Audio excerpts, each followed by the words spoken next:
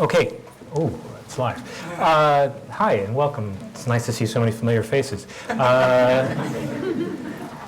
Thank you very much, Joe and Molly and Vicky and all who have helped put this together, and all of you for coming. So I guess the way this is going to work is I'm going to talk for a little bit about why you should care about this subject. And then Chris has got some questions that he's going to ask me, which are going to make me look foolish. And then you guys can ask us questions and see if you can catch us out. So that's anyway how it'll go, right? Okay. So as Joe said, the book has the subtitle, How Roosevelt and Keynes, I already forgot now, ended the Depression, fought fascism, and secured a prosperous peace, or something like that, right? Which is the publisher-imposed subtitle, where you cram everything that's in the book into the jacket so that people know what they're getting when they buy it. But it's a book about Roosevelt's monetary policy, and particularly the politics of Roosevelt's monetary policy. And I want to begin by giving you something that's actually not in the book that may sort of help us to understand why you should care about Roosevelt's money policy. This is a chart showing the United States recovery from the Great Depression, and also for what I'm calling, for the purposes of this chart, the current unpleasantness. We don't have a name for this right yet. Do we have an official name? Great Recession? People say Great Recession, but that's obviously wrong, because the recession is over, right? The recession ends there, but what we still see is a very long, shallow, right? So just as the recession from the Great Depression, right, ends there. And so what I've done here, and this is not just, I didn't invent this type of graph, but what this does is it graphs the months of the crisis for the current crisis against the Great Depression. And so you can see the Great Depression, first of all, went much deeper in terms of how bad things got, right? But then it got better and has most recently surpassed our recovery here in terms of going past the original 100 level for where things started in month one of each crisis. This is true. This shows U.S. recovery. This is an index of industrial output. So we've actually been outstripped by the recovery in the Great Depression recently in terms of things getting better and past where they were when the crisis started. This is true not only in the United States, but also around the world. This is not my chart. This is a chart from Kevin O'Rourke, who's a professor of economic history at the University of Oxford. And here he's graphed global recovery, as you can see, then and now. And you hear again the blue line showing recovery from the Great Depression. While it was much worse at its nadir, is now much better than the current recovery. Although, as Kevin's chart points forward, things did get worse again globally back in we have the hope that we will maybe outstrip the 1930s recovery there. So if we are experiencing a recovery that's kind of slow, right, compared to the way things were in the 1930s, or at least has been surpassed by the way things were in the 1930s, why would that be? Our answer to that question depends in part on what we think happened in terms of a recovery in the 1930s. And here's one thing that we think is happening now. And this is our inflation and deflation in various places. The blue line is the Eurozone. That's the countries that have the euro. The orange line is the USA. And the red line is the United Kingdom, which, as you know, is not in the euro. But what you can see here is pretty much in all of these is roughly the same pattern, which is that when you get here in the crisis begins about there, big drop right until you get into deflationary territory. This is the zero line here. Deflationary territory here for the United States and the Eurozone, never quite for the UK, right? Then some recovery in terms of inflation getting back up towards around 3%, but then more recently, a dive in inflation. So you dip back into deflationary territory here, again more recently, in this time when we in fact have been surpassed by the 1930s recovery. So one of the things we can look at is there maybe not quite as much control or focus on improving employment, perhaps at the expense of making sure that prices stay down in our modern era as compared with what happened in the Great Depression. And the risk of this sudden dive into deflationary territory, our predecessors in the Great Depression would have told us, is a political reaction where you should see the rise of right-wing parties. And certainly we can see that. These are just some data on the rise of right-wing parties in Europe. The FPÖ is the Austrian right-wing party. That's my best umlaut, sorry guys.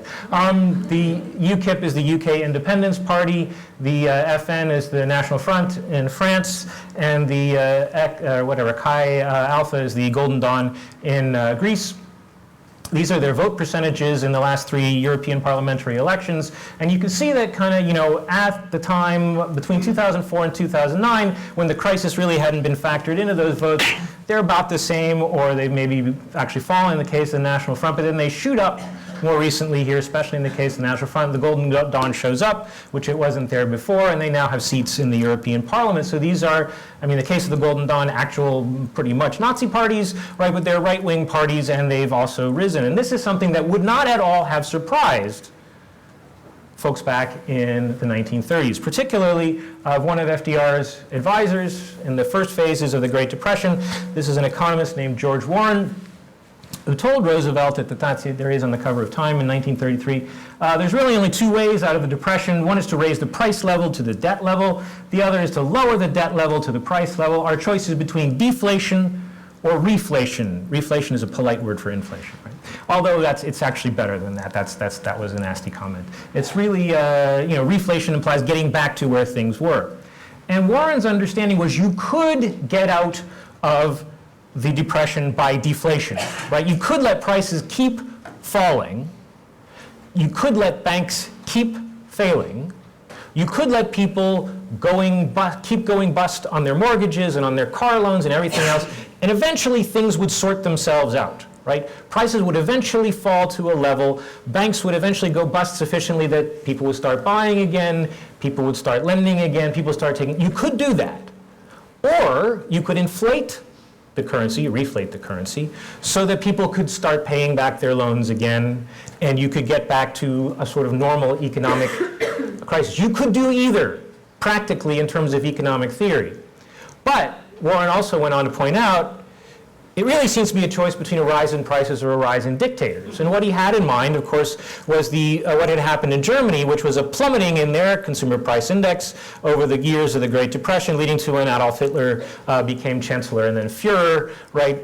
Hi. And this was the concern, right? That if you had deflation, right, you would lead to the rise of right-wing parties, not just overseas, but also possibly in the United States. And therefore, while deflation might work on paper, it would be disastrous, right, in terms of its political consequences. And so really, the Roosevelt administration should seek instead an inflation or a reflation.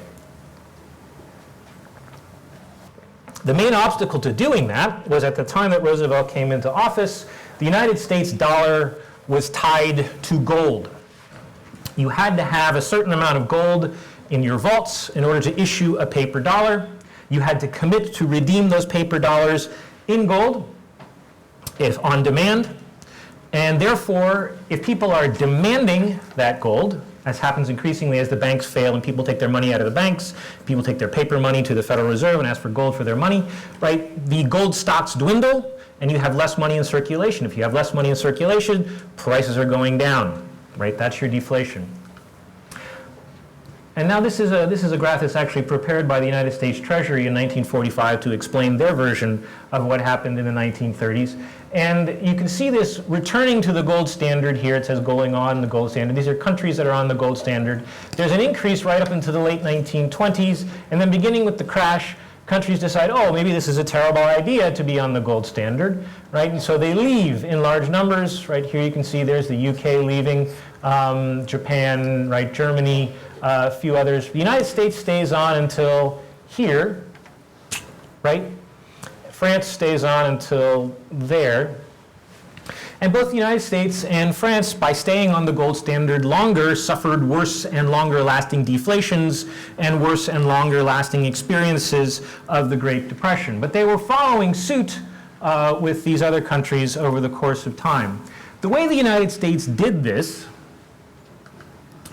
was to revalue its dollar in terms of gold. But they did this very cleverly. Not only did they, here this illustration helps to show, they're in the upper corner, right? They said, well, we'll take some of the dollar weight of gold out of the equation. But we're going to do more than that. Because you remember I said when you're on the gold standard, not only do you say the dollar is worth so much in gold, right, but you pledge to redeem paper dollars for gold. Roosevelt, first coming into office, said we're not going to do that anymore. He's inaugurated March 4th, 1933. That's a Saturday. The next day is Sunday, so it's the Lord's Day, so you don't do any business on Sunday. But just after midnight on Sunday, Roosevelt issues a declaration saying we're going to halt all transaction in gold. Would you please bring back your gold? And then we'll tell you later what we're going to do. He didn't say that explicitly, but that's the general message. And this is the best photograph I could find of this, but people actually do bring their gold back in large numbers. The vast majority of the gold comes back into the Federal Reserve in those first weeks after Roosevelt takes office. Privately, Roosevelt says to Warren and his other advisors, we are now off the gold standard. Publicly, he says no such thing, right? Because he doesn't want to spark a panic. And people bring back their gold. They don't want to hold gold. It's inconvenient. It's heavy, right? They'd rather have their money in dollars. They bring back their gold. And so now Roosevelt has the gold back in the Federal Reserve where it came from. And now he says, well, maybe it's just going to stay there. Right? Roosevelt's policy is to keep the dollar inconvertible as far as average citizens are concerned. Later they'll make it so that central banks overseas can get gold for their money. But basically, as far as we are all concerned, the dollar becomes inconvertible to gold. It has a notional value in gold, but you can't get it. That gold, you're just assured, is out there somewhere, or in the ground somewhere, underneath Fort Knox eventually, after the Public Works Administration builds it, right? So if you are no longer on the gold standard, what does that do for you, especially if all those other countries that we saw in the previous graph are also off the gold standard? Well, what it allows you to do is to try to sit down with all the other countries in the world and say, well, what exchange rate should we really have to facilitate a greater level of international trade so we can have a world recovery from the Great Depression so that we can preserve democracy or something like it in as many countries as possible. And that's what the Roosevelt administration actually seeks to do at the World Economic Conference in 1933. However, Roosevelt's agenda is stymied, he says, because a lot of banker-influenced cabinets, particularly those in France, want to go back on the gold standard, want to see the US go back on the gold standard, Britain go back on the gold standard, and go back to a system where money is expensive, which is what bankers like, right? Because bankers deal in money, they exchange it for other money, and we all, the rest of us, deal in stuff and hope to get money for our stuff. Right? Roosevelt wants to have a means of exchange among all nations involving an imaginary currency, a notional currency, only they would give it a name, he says, right? And he cannot get other countries to agree to this, and so without getting other countries to agree to this, the World Economic Conference is doomed to failure. The only person of any note at the the World Economic Conference in London in 1933 who agrees with Roosevelt is this guy who's John Maynard Keynes. Keynes had been the chief representative of the United States Treasury at the Versailles Conference at the end of World War I. He had tried to displace gold as the central bank currency at the Versailles Conference and met with rejection then. He wanted to see the same kind of thing happen at the World Economic Conference in 1933 for the same kind of reasons that I've been outlining, right? If you are bound in terms of how much money you can have in circulation to the amount of shiny metal you have in your vaults, then your monetary policy is not under your control, right? Prices are at the whim of the mining industry, right, of overseas demand for gold, of extrinsic factors, right? So you want, Keynes believed as early as 1913 or thereabouts, to have something else determine your monetary policy. You want to be able to determine how much money is available based on how much you need to have available, so you can try to aim at a desired price level and not be bound by an amount of gold. And as he says here, right, he supports in 1933 a new international money. He thinks Roosevelt's plan is fantastic, even though we're all talking, by which he means the gold standard countries, as though that man is defeating the alleged object of the conference. He's the only one to take definite measures to accomplish them, right? He goes on to say this is what we ought to have. Roosevelt ought to have power to devalue the dollar, to change the value of the currency. So ought all other nations. Currencies ought to all sort of adjust their currencies to each other to try to push up prices, so to end deflation around the world, and then seek a level where they can stabilize so that people will rely on a pound being worth so many dollars, so many marks, etc., so many francs, with a provision to change, right, the ability to change those rates if economic conditions warrant it. And that would release a lot of spending power, right? Because when there's deflation, people don't want to spend money because their money that they hold is getting to be worth more all the time. With inflation, you do want to spend money because the money you hold is getting to be worth less all the time. So Keynes's argument, as Roosevelt's argument, is if we can globally engineer some kind of inflation, then we could get people more spending, and then we could relieve the crisis. So this is the consensus that exists between Roosevelt and Keynes, anyway, in 1933. The gold standard will end, except in highly notional terms, right? Roosevelt still has an idea of a gold value for the dollar, but it's not going to be honored in terms of any exchange. They'll reserve the right to change the value of a currency in the future to try to pursue domestic prosperity, and they'll have international cooperation for some kind of stability, but that goal will be kept subordinate to economic growth. So the rates between currencies will be pegged but adjustable at need. As I say, this is something about which Keynes and Roosevelt agreed in the summer of 1933. At the time, it doesn't get agreed to by anybody else. The World Economic Conference ends in disaster, or ends in dissolution, and everybody goes home and deals with the Depression more or less in their own ways. Now, in the book called The Moneymakers, which is full of thrills and chills, is a page-turner, you would find out what happened to United States policy after this in the 1930s, how Keynes's ideas developed, how Roosevelt used monetary policy in order to thwart fascism at a time when Congress was preventing him from using the budget to thwart fascism. He had a higher degree of discretion in using monetary policy, how Roosevelt eventually used monetary policy to bring the UK within US influence on the eve of the war, again with the aim of thwarting fascism overseas. All of that's in the book, but I'm going to skip all that for now. You have to buy the book, or at least get it out of the library. And go to the end of sort of the story here, which is toward the end of the war, in 1944, when the United States hosts a conference in New Hampshire, a place called Bretton Woods, to try to determine what the post-war world will look like.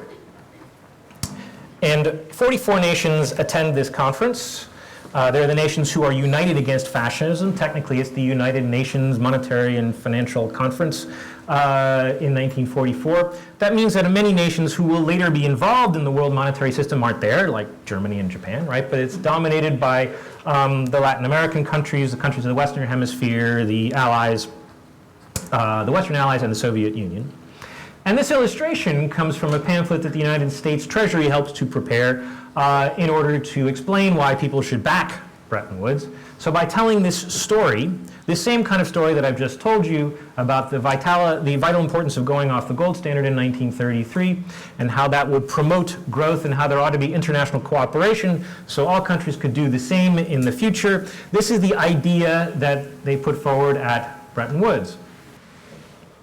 The story of Bretton Woods, you know, in the language of the period, and you're going to have to sort of accept that this right here particularly is enlightened for 1944, but from 44 different countries. But the point here is that they had one idea, and that one idea is to figure out a way to promote business, buy and sell things without getting into another depression and war. Right? So the idea of Bretton Woods was to do that. And the solution that they came to, perhaps unsurprisingly, since Roosevelt is still president and since Keynes is still the head of the UK delegation, is the same idea that they had in 1933, which is that countries should be not on a gold standard, except maybe in some sort of notional term. Keynes always talked about preserving gold as a constitutional monarch. Could it make people feel good to see that it was there, like the Queen? You know, it would be there, but you couldn't get it. You couldn't get it, it would be there. All the gold would go to the United States and be buried in Fort Knox and it would stay there. Right? And then people would be allowed to adjust their monetary policies, countries would be allowed to adjust their monetary policies with an eye towards improving employment and reaching economic growth so that you wouldn't get into another big mess, aka Great Depression or a current unpleasantness, depending on how you think about these things. And the fund is chartered, right, to say that the purpose of it is to facilitate the expansion and growth of trade, and to contribute thereby, the point of the trade, right, between countries, is to promote and maintain high levels of unemployment and real income, right? That's what the fund was supposed to be for, right? It was to implement that kind of policy. So again, you don't have another big mess, you don't have another war, you don't have the rise of fascism, because you don't have that kind of deflationary experience that they all went through in the 1930s. Harry Dexter White, who was one of the major economists in the US delegation, interpreted this by saying, you know, look, the major objective of this whole idea is to promote and sustain world prosperity and peace. That means we have high levels of unemployment and real income, which are primary objectives of policy, right? People misunderstand this to think that the fund might have been for stability of exchange rates. It's not. It's so that you can have high levels of employment and real income. You will note that he doesn't say the lowest possible inflation verging on deflation, which is, of course, what we saw in our earlier graph, but that's where, instead, our monetary policies seem to have gone. And again, the idea is you promote these high levels of employment and real income so that you have economic growth, you have prosperity, and that way you avoid the rise of fascism, right? So you don't want to have your recovery from... Yeah, okay. You don't want to be in the current situation that we find ourselves in today, where we see in the European chart that I showed you earlier, and in this rather less sophisticated illustration, that we are running the risk of promoting exactly the same kinds of outcomes because we have failed to learn those lessons that we should probably try to avoid that kind of deflationary or disinflationary experience. So I'll stop there, which is, I don't know how many minutes that was, Chris, but that gives us plenty of scope to talk, I think. So, yeah. All right. Good.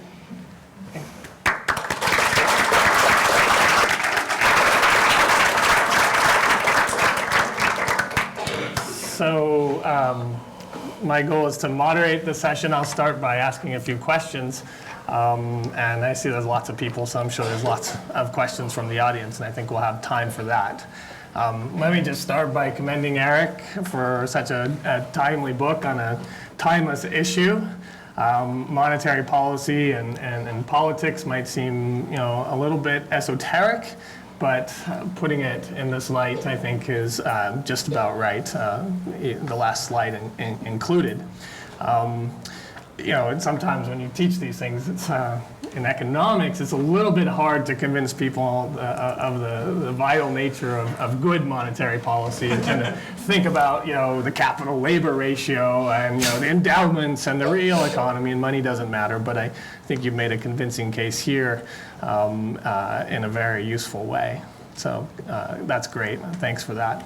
I have lots of questions. Maybe you've answered some of them in the discussion. You know, the tack you took here was a little bit different from the book, which is highly readable, enjoyable, a real page turner full of delightful anecdotes as well as substance. So I encourage you to read it. So definitely pick up a copy. So, you know, FDR is at the center of your book. Keynes is at the center of your book. Both of them acknowledge the need to do something. I guess my question, and maybe, you know, it's my tendency as an economic historian to ask kind of counterfactual questions, and you can slap me over the head if that's the wrong way to go. But, you know, how crucial was FDR and how crucial was Keynes in this? Would people have come around to this? Other countries had led in the way that FDR went eventually, but was it something special about these men or the ideas in the air? Well, I mean, I'm not averse to counterfactuals, so I have to say it's very difficult to figure a counterfactual in which Herbert Hoover wins the election of 1932, right? I mean, that's a real tough one to kind of make up. The administration had grown so unpopular, and, you know, he sent off the army to chase off homeless folks off the mall right in the late summer of 1932. So it was his popularity was diving coming into the election. It's you know, as you approach 25% unemployment, it's hard for a sitting president to be reelected. But okay, hypothetically, suppose, for example, that in February, after Roosevelt had been elected, when he's in Miami, right, a guy takes a shot at him and misses and kills the mayor of Chicago. But suppose he got Roosevelt, right? Then John Nance Garner would have become president. You never heard of him, right? He was significantly more conservative than Roosevelt. Plausibly, therefore, we could say you might have had an administration that was less interested in these kinds of ideas. Certainly, therefore, you probably wouldn't have had the immediate action that you got.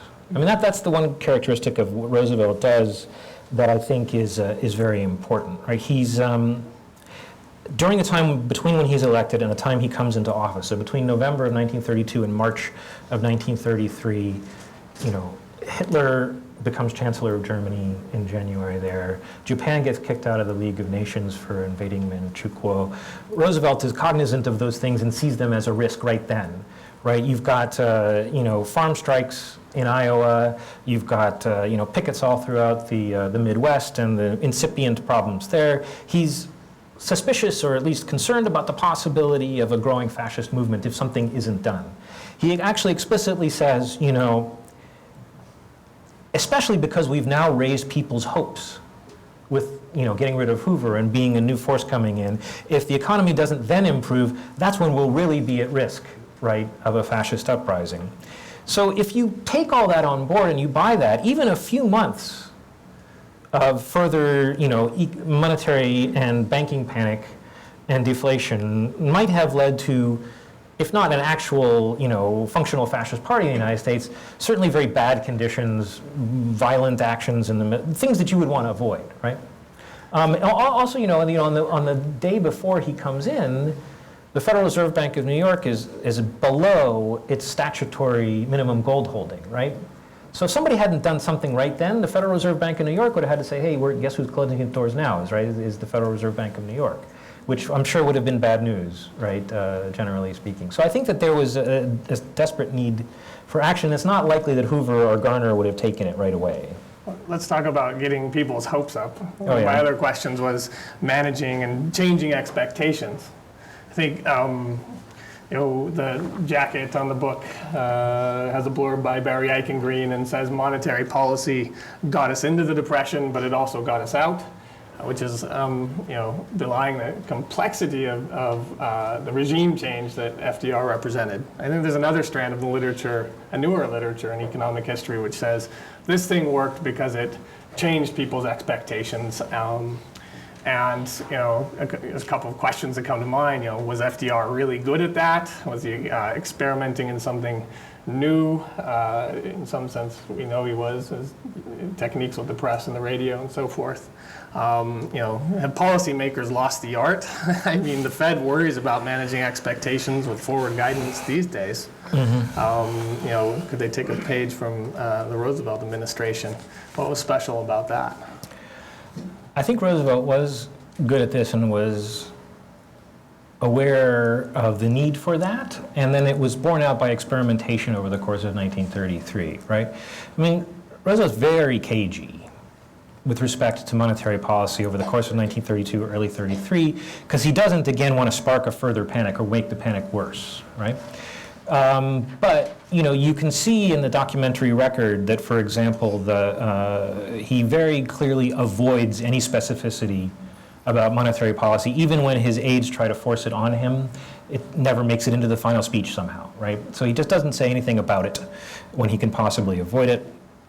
When he comes in and he's inaugurated, he says, we'll have a sound but adequate currency, right? Well, which are you going to have, the sound or the adequate, right? And then when he goes off gold, as I say, you know, he clearly means to do it permanently, but he doesn't say that right away either.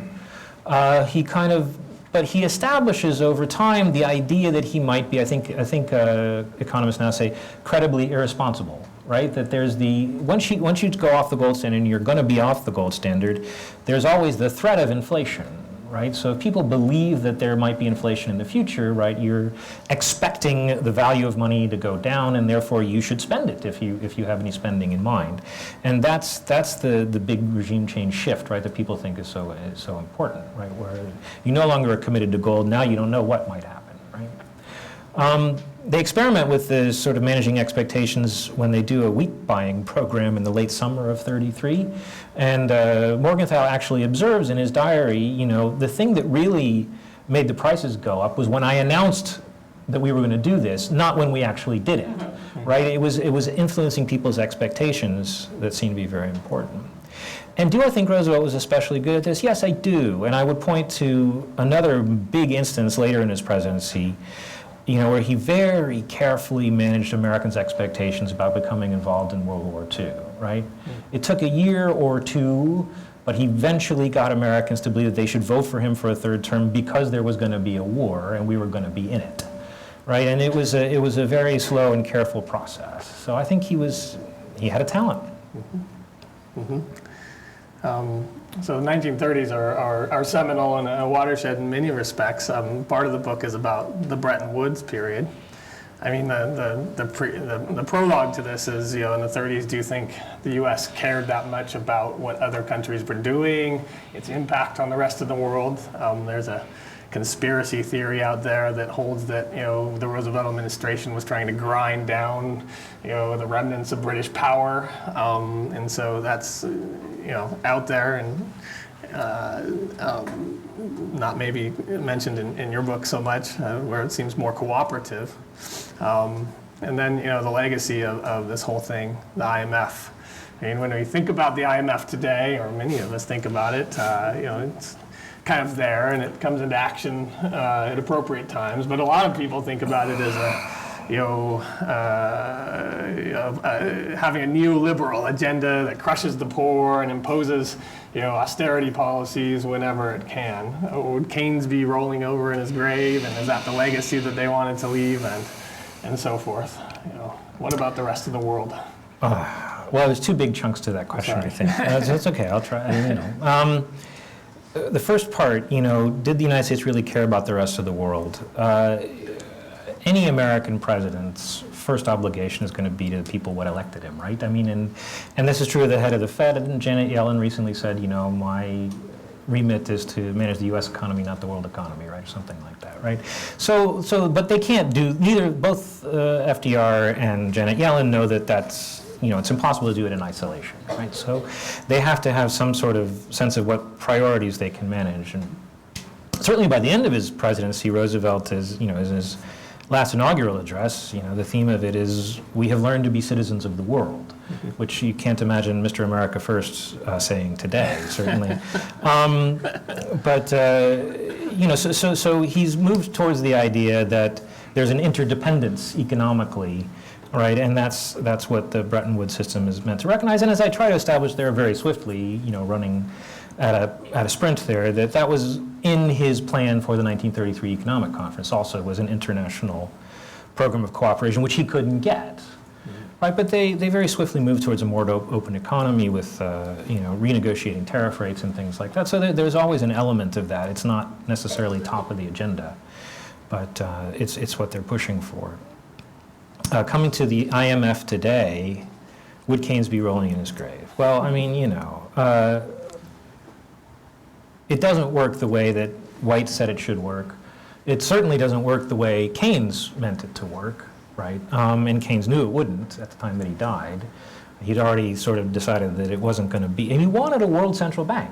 He didn't get that, And, that said, and I remember when, Dominique Strauss-Kahn, who was then head of the IMF, was arrested for sexual assault in New York. You remember that? Yes, there were several commenters who quipped some variation of IMF now reduced to raping people one at a time, as opposed to wholesale. So that opinion is out there, and it's probably not entirely unjustified. And I'm sure Yanis Varoufakis would tell us all about the IMF's failings with respect to Greece recently in particular. Nevertheless, it is worth pointing out that not everything they do is terrible, and particularly in the wake of the crash in 2008, they made a whole lot of resources available to try to improve liquidity. Studies show that it probably improved the condition of some of the poorest countries in the world. And so, maybe on the margins they're doing what they're supposed to be doing, if not entirely and over. And there's been some shift, I think, in their thinking since 2007 and 8. I think more back towards that kind of White Keynes idea. I have more questions, but I see hundreds of people in the audience, so, and I want to open it up now for discussion. There's a microphone here, so if you're going to raise your hand and ask a question, wait for the microphone to come, and that way you can be heard on the recording we're making of this. Probably lots of questions out there. People are being shy. Yeah. Thank you. Thank you. Wonderful talk. It's working. It is on? Yes. Yeah. Thank you. Wonderful talk. You started and ended with the graph that showed the disparity between the two crashes, the depth of the first crash and the height of the recovery. And I wonder, it was indexed, if I read it correctly, it's indexed to industrial production specifically. And I'm wondering what the difference would look like with other measures, whether it was GDP or whether, as we see, the return took into account income disparity or the kind of slippery tautology, it's not a tautology, but monetary policy to fight fascism measured by industrial recovery, which is spurred precisely by the literal fight for fascism. Expansion of manufacturing based in the late 30s, but with largely unionized labor, as opposed to the contingent labor forces, which are running the manufacturing base now increasingly. So, does it look dramatically different, or does it tell a different story? This is a question that I actually thought of when I was preparing these charts. These charts don't appear in the book, which again is a very readable narrative, and and there are no charts in it at all. But I thought for today I would do some charts. And I started with Kevin O'Rourke's chart, which I showed you, which showed global index of industrial production. And so, in order to kind of see if you would see the same thing in the United States, I went to the same data series, the index of industrial production. And then I had the same thought you did. How would it look if you did GDP, for example? And then I realized that the GDP figures don't go back far enough on a sufficiently monthly basis, which is why Kevin probably doesn't use them for his chart either. So we run into a little bit of a problem there because, and this goes to your second part of your question, the thing that we want to see is really more fine-grained than annual figures, which is what we have for GDP going back therefore. Because we know that, according to the official business cycle dating, the turnaround in the Great Depression comes in March 1933, literally the month that Roosevelt is elected. And there's a consensus that this is partly because, again, he changes expectations right away by going off the gold standard. And so we want to see something more fine-grained. And that's why I don't want to sort of buy into part of the premise of the second half of your question, which is that it's the ramping up of industrial production for the war against fascism, which doesn't really begin until 1938 or thereabouts, that necessarily promotes the recovery, because we can say and we can see that it starts in much earlier, probably because of some of these other policies, right? So partly it's just a practical question, the data ain't there, which is always a sad thing with economic history. But partly it's, I think, we want to see certain things that those other data don't show us.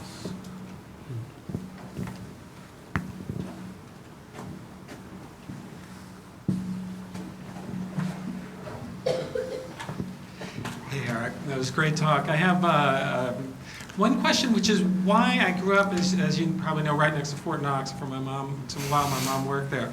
Why do we have Fort Knox other than to bail out the faltering economy of the Green River Valley of Kentucky?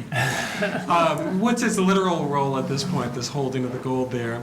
And then my second question is, since you put the, that faded, almost recognizable picture that emerged in the back. I'm curious, and maybe you could have a kitchen debate where Trump, your sense of how historians can help us understand the Trump phenomenon, such as it is, and what kind of, separate from a political response, what kind of policy response that would demand, whether he wins or loses. Oh boy. Let me take the historical question first, which Fort Knox. By which you really mean the U.S. gold depository at Fort Knox. Fort Knox was there as an army base before. I think it was called Camp Knox, actually, for a long time, right? But the gold depository is built, I think it's in the beginning in 36 or thereabouts, by, as I mentioned, the Public Works Administration, specifically to store the United States gold holdings, right? And this is because part of that U.S. recovery is governed by expectations and people bringing their gold back and sort of assenting to the new dollar. Part of it's also driven sort of by the world situation, which is bad, beginning in 1933, especially in Europe and in Asia. And so there's money fleeing those areas and coming into the United States, and international money in this period is basically in the form of gold. And so U.S. gold holdings increased massively over the course of the 1930s with this capital coming in from overseas, and they decide, well, we need a place to put it. And Fort Knox is going to be the place, especially because it's, as of the first year of Roosevelt's administration, it's clear that it's not going to be given out again anytime soon, if ever. So that's why they built it. They built it to put stuff in there. And there's a whole story that around that has to do with the reason I was consulting for the Department of Justice, but that's something we'll save for another time. The second part of your question about Trump, and I think it's clear to me, anyway, that part of what's driving Trump's rise, and not certainly all of it, but is, sort of dashed hopes, right? Again, Roosevelt was very worried, as I said, that, by raising hope and then failing to make good on it, they would contribute to the rise of fascist movements in the United States. And I think we might have had some hopes dashed, in the wake of the 2008 election. Certainly, as we've seen, the economy did not come roaring back in the way we might have liked. There have been a lot of reasons for that, but one of them, I think, is that the Obama administration didn't implement anything like the New Deal, right? And didn't manage expectations in that way. And I think that's the sort of the faltering recovery, which may lead to Trump may be right. We may be in for a recession before too very long.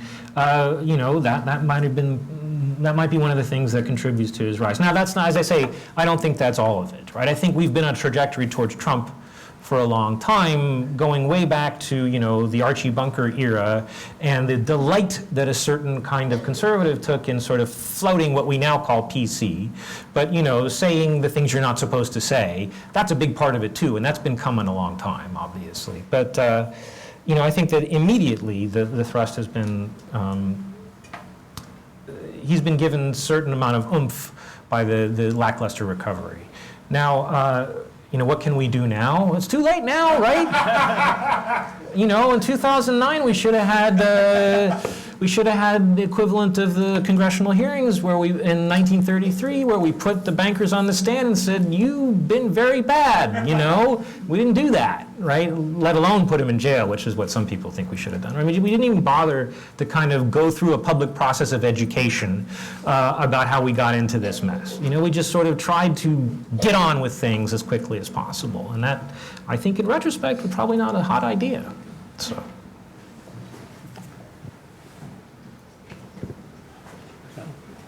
Here and then here.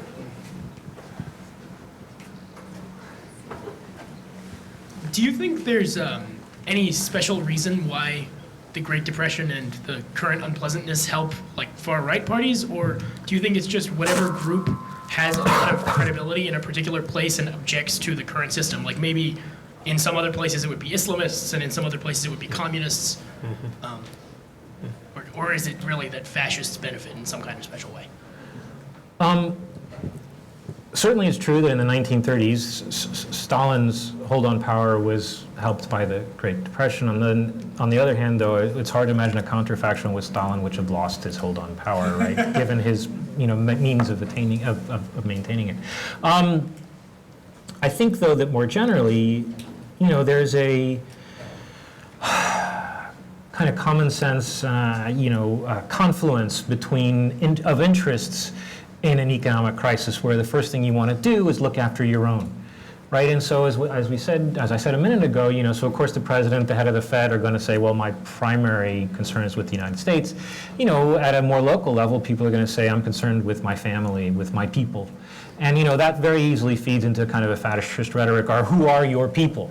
I mean, talking about a long-standing trend in American conservatism has been to try to define the group of people who ought to get benefits and the people who ought not, is very clearly a part of that. An extreme version of that is fascism. You get tribal and nationalistic enough, you're saying, well, only white folks deserve these benefits, only white folks deserve to benefit this recovery. So there's I think, a kind of natural process whereby that logic, is spurred by economic downturns. You mentioned France in your book twice. Yeah. In post-World War I and post-World War II, where the communists are taking the barricades. That's true. So there is an alternative here. But they get thwarted in both cases, right? So there's that too, yeah. I suppose, again, communism is about a certain kind of solidarity, so logically I suppose that could benefit as well. It just hasn't seemed to do. I'm speaking from a position of lamentable ignorance, but your talk naturally focused on Roosevelt's economic policy. To what extent do you think the recovery was, back, 50 years ago when I had U.S. history, and we barely got to the 20th century, but that's beside the point. Things like the Works Projects Administration, the CCC, the public works programs that dealt with unemployment and so forth, as I recall it, had a lot more emphasis than economic policy. Are they still regarded as important in the recovery? They are. There's a fairly widespread consent, and Chris can correct me if I'm wrong on this, but among economists that while they were beneficial, they were insufficient, right, to account for the amount of recovery that we see. Right? Again, if you remember the line that I showed that showed the U.S. recovery from the Great Depression, it moves upwards pretty rapidly. It's a very rapid rate of recovery. You see GDP growth of about 8 to 9 to 10 to 12% a year. And so some of that can be accounted for by the WPA, but not all of it. And a lot of it is probably owing to to monetary policy. Part of what we have to remember is that the CCC is pretty small. That started in 1933, but it's not a lot of people. The WPA is the really big one. That's 3 million people or so, but that doesn't get started until relatively late, till 35. So if we're looking at accounting for an economy that's a recovery that starts in 33 and then continues through, we have to look for other things to account for. I think we have time for one more question here in the middle, and then we'll thank Eric. Thanks. Hi, I am from the Davis Political Review, and we are a nonpartisan student political commentary publication. And so my question today for you is that while Trump and right-wing fascist leaders are certainly an endemic problem to these sorts of crises, the rise of Bernie Sanders and I guess very loud candidates reflects how economic inequality has certainly galvanized both ends of the political spectrum. And so you've made the point that FDR really studied how to change expectations, and he certainly had a penchant for political pragmatism. How much of a problem do you think it is that Bernie Sanders is billing a lot of his policies as New Deal-esque, when he clearly doesn't have the same penchant for political pragmatism, nor the solid understanding of economics? I thought you said you were a nonpartisan political To be clear, we are nonpartisan as a publication, but I was teasing you. I would point out that, maybe both Sanders and Trump have been spurred by the economic conditions that we see, although Trump's the one who's actually getting the nomination of his party and not Bernie Sanders. So that's important, especially because at the start of these nominating seasons, a lot of people thought Trump's policies were not pragmatic or realistic, and indeed many people still think that. So I'm not sure that pragmatism or realism or willing to work with the party actually has anything to do with the results, since both Sanders and Trump would seem to fall into the same basket as far as those things are concerned. I think that you came down to the question of whether it's a problem that Sanders describes his things as New Deal-esque. For who? He's not going to be the nominee, right? So don't hiss me. He's not going to be the nominee. So, I'm not sure it's that much of a problem for the Democratic Party. I think it would be nice. My own personal belief is it would be nice, as I've already said in response to Greg, that it would have been nice if the Democratic Party had been more New Deal-ish, but I think it's kind of a little bit too late now. It may be a problem for people's ability to understand what the New Deal was really like. But don't listen to politicians for that, so, Thank you. yeah. Thanks. Thank everybody for participating, and Eric, most of all. Thank you.